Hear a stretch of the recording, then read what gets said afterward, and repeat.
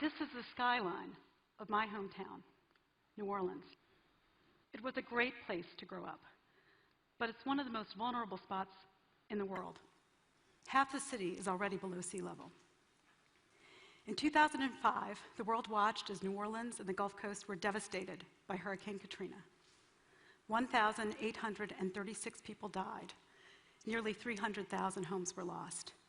These are my mother's at the top, although that's not her car. It was carried there by floodwaters up to the roof. And that's my sister's below. Fortunately, they and other family members got out in time, but they lost their homes, and as you can see, just about everything in them. Other parts of the world have been hit by storms in even more devastating ways. In 2008, Cyclone Nargis and its aftermath killed 138,000 in Myanmar. Climate change is affecting our homes, our communities, our way of life. We should be preparing at every scale and at every opportunity. This talk is about being prepared for and resilient to the changes that are coming and that will affect our homes and our collective home, the Earth. The changes in these times won't affect us all equally. There are important distributional consequences, and they're not what you always might think. In New Orleans, the elderly and female-headed households were among the most vulnerable. For those in vulnerable, low-lying nations, how do you put a dollar value on losing your country, where your ancestors are buried? And where will people go? And how will they cope in a foreign land? Will there be tensions over immigration or conflicts over competition for limited resources? It's already fueled conflicts in Chad and Darfur. Like it or not, ready or not, this is our future. Sure, some are looking for opportunities in this new world. That's the Russians planting a flag on the ocean bottom to stake a claim for minerals under the receding Arctic sea ice. But while there might be some short-term individual winners, our collective losses will far outweigh them. Look no further than the insurance industry as they struggle to cope with mounting catastrophic losses from extreme weather events. The military gets it. They call climate change a threat multiplier that could harm stability and security, while governments around the world are evaluating how to respond. So what can we do? How can we prepare and adapt? I'd like to share 3 sets of examples, starting with adapting to violent storms and floods. In New Orleans, the I-10 twin spans, with sections knocked out in Katrina, have been rebuilt 21 feet higher to allow for greater storm surge. And these raised and energy-efficient homes were developed by Brad Pitt and make it right for the hard-hit Ninth Ward. The devastated church my mom attends has been not only rebuilt higher, it's poised to become the first Energy Star church in the country. They're selling electricity back to the grid thanks to solar panels, reflective paint, and more. Their March electricity bill was only $48. Now, these are examples of New Orleans rebuilding in this way, but better if others act proactively with these changes in mind. For example, in Galveston, here's a resilient home that survived Hurricane Ike when others on neighboring lots clearly did not. And around the world, satellites and warning systems are saving lives in flood-prone areas such as Bangladesh. But as important as technology and infrastructure are, perhaps the human element is even more critical. We need better planning and systems for evacuation. We need to better understand how people make decisions in times of crisis and why. While it's true that many who died in Katrina did not have access to transportation, others who did refused to leave as the storm approached, often because available transportation and shelters refused to allow them to take their pets.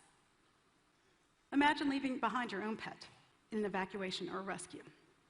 Fortunately, in 2006, Congress passed the Pet Evacuation and Transportation Standards Act.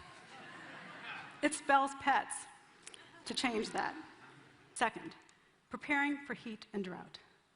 Farmers are facing challenges of drought from Asia to Africa, from Australia to Oklahoma, while heat waves linked with climate change have killed tens of thousands of people in Western Europe in 2003, and again in Russia in 2010. In Ethiopia, 70%, that's 70% of the population, depends on rainfall for its livelihood. Oxfam and Swiss Re, together with Rockefeller Foundation, are helping farmers like this one build hillside terraces, and find other ways to conserve water. But they're also providing for insurance when the droughts do come. The stability this provides is giving the farmers the confidence to invest. It's giving them access to affordable credit. It's allowing them to become more productive so that they can afford their own insurance over time, without assistance.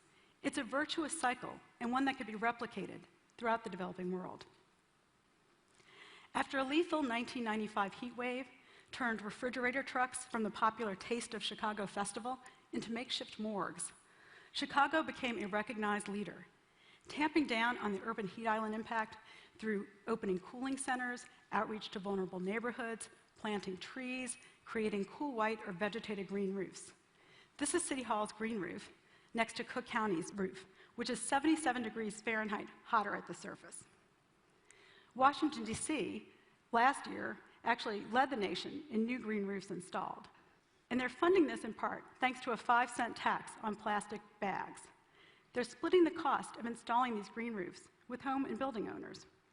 The roofs not only temper urban heat island impact, but they save energy and therefore money, the emissions that cause climate change, and they also reduce stormwater runoff. So some solutions to heat can provide for win-win-wins. Third, adapting to rising seas.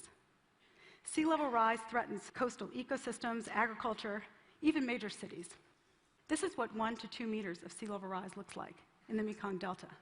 That's where half of Vietnam's rice is grown. Infrastructure is going to be affected. Airports around the world are located on the coast. It makes sense, right? There's open space. The planes can take off and land without worrying about creating noise or avoiding tall buildings. Here's just one example, San Francisco Airport, with 16 inches or more of flooding. Imagine the staggering cost of protecting this vital infrastructure with levees. But there might be some changes in store that you might not imagine. For example, planes require more runway for takeoff because the heated, less dense air provides for less lift. San Francisco is also spending $40 million to rethink and redesign its water and sewage treatment, as water outfall pipes like this one can be flooded with seawater, causing backups at the plant, harming the bacteria that are needed to treat the waste. So these outfall pipes have been retrofitted to shut seawater off from entering the system.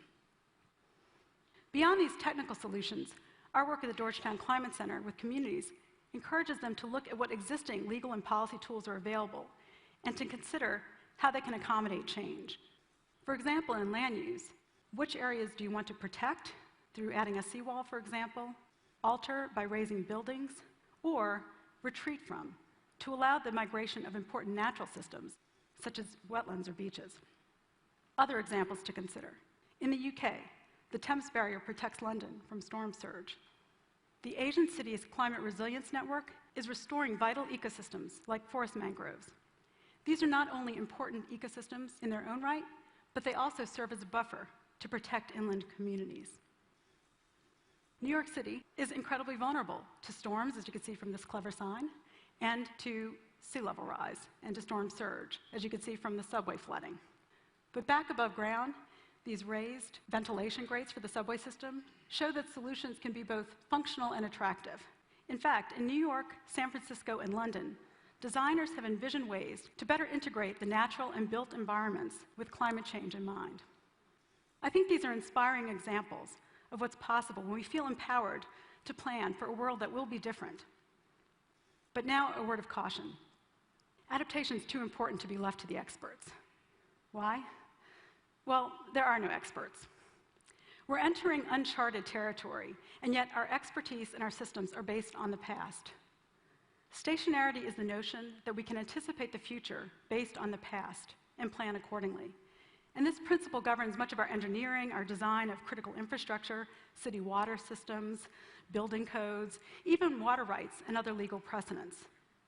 But we can simply no longer rely on established norms.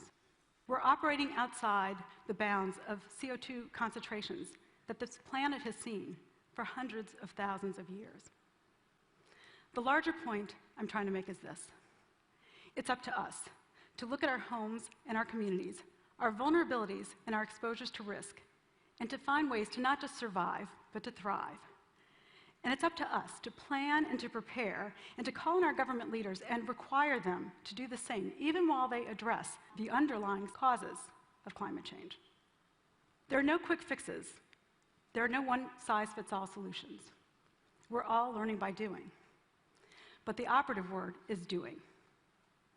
Thank you.